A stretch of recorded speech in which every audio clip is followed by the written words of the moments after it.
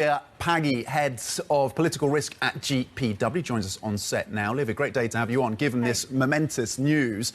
Given your deep experience with Russia, the people of Russia, the governments of Russia, and of course Vladimir Putin, what is your expected response? What do you expect the response to be out of Moscow to this decision by Finland and, we expect, Sweden?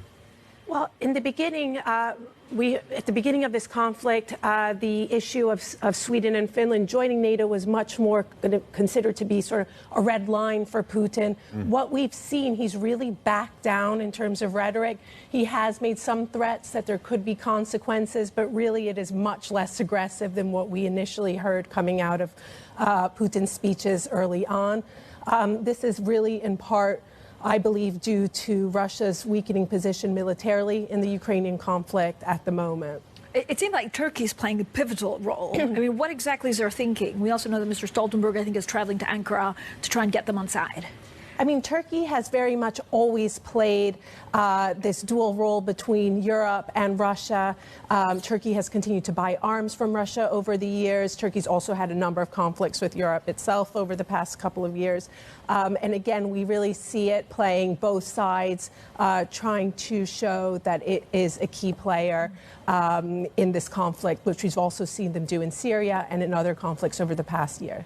So that's a division, that is a split within NATO, Turkey, and we'll see what decision ultimately they come to. Within Europe, and on the question of sanctions, Hungary is proving a problem in terms of getting that sanctions package across the line. Is this a result that Vladimir Putin will be welcoming? Is this what he's been pushing for? Is this success for Moscow? I mean, absolutely. Moscow knows its biggest card to play here is energy. And what we've seen Moscow doing is using energy as a weapon in this conflict, and increasingly so over the past few weeks by cutting off gas to Poland and Bulgaria.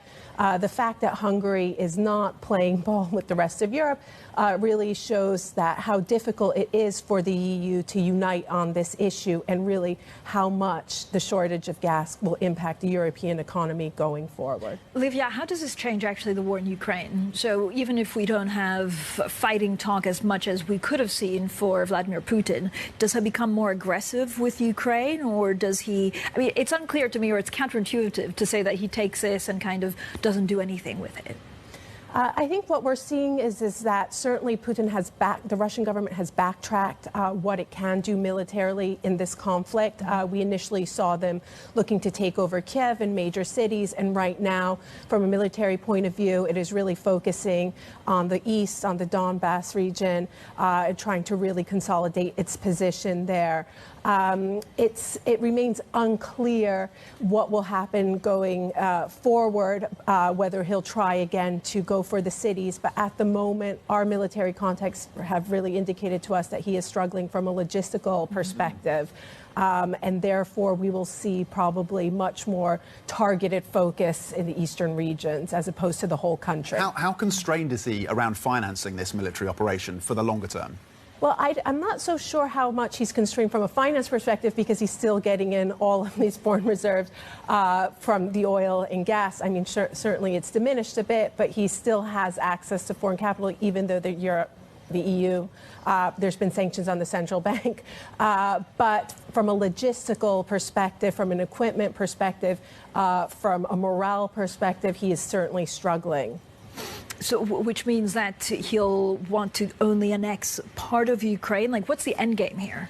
The end game is really what Putin is best at doing, creating frozen conflicts, where he is a master player in a country without necessarily controlling the entire country, but makes Russia's role indispensable. And whether that means focusing on the eastern part, that might be the option. But Livia, this also comes with the huge cost of Russian soldiers. So can he really have the backing back home to continue this? Very difficult to tell at the moment, but polls do show that there is broad support in Russia for this war. It is difficult to tell because obviously the information that the population receives has certain biases. They're getting information that might not be entirely accurate.